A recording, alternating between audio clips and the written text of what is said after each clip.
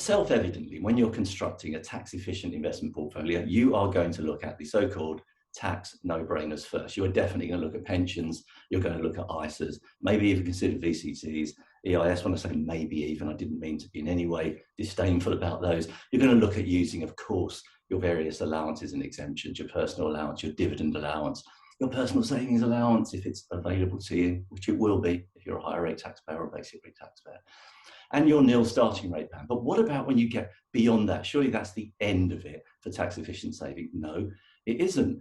I'd like to just remind you, and I'm sure you would, perhaps in some cases, the right cases, like to remind your clients of the power of the investment bond.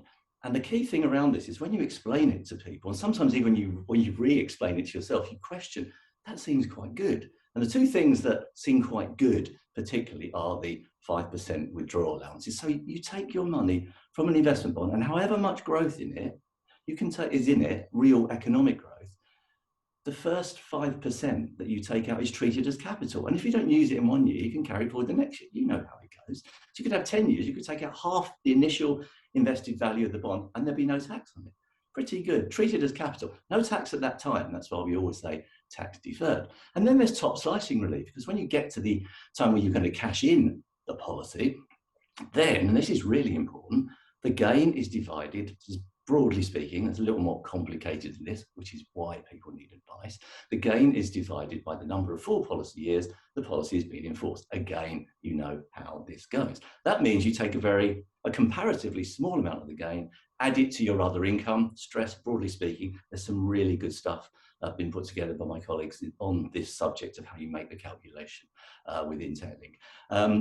And you add that amount to your other income, and if it doesn't push you over into the higher rates of tax, and you don't pay higher rates of tax, which means there is no tax if you've got an onshore bond, or there could be some tax depending on the availability of your personal allowances and personal savings allowances if it's an offshore bond. So those two things are really powerful and really, really attractive to investors in the future, as thinking of the times when they take the money out of their bonds. Question that arises, this seems a bit too good to be true. Is this okay? And the answer is, well, it's been okay for quite a long while. I'm grateful to a good friend to Technical Connection, John Housden, for just pointing me to the insurance policy taxation manual to give me the reaffirmation that we were looking for, to go, actually, guess how long top slicing release has been in force for? It's been in force since 1968. Okay, 1968, the Finance Act 1968. How about that 5% withdrawal rule? Yeah, Finance Act 1975. So this is long-standing stuff.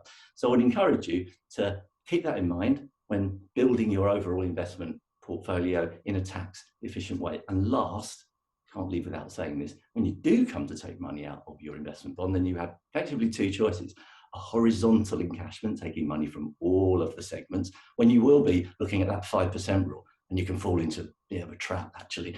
If you've got not much economic gain in the policy, it hasn't been running for that long, so you haven't built up many 5% allowances, and you take out a big chunk. Even if there might not be much gain in the policy, you could have a very big taxable gain. You don't want to do that, in the words of Harry Enfield, anyone remembers him. But what you might want to do then is take a vertical encashment, actually look at cashing in whole policies and accessing the power of top slicing relief. The choice will be yours, but the key thing is that people could easily make mistakes. Newish legislation means they can be recovered, but you don't want to make the mistake in the first place. So advice is absolutely essential.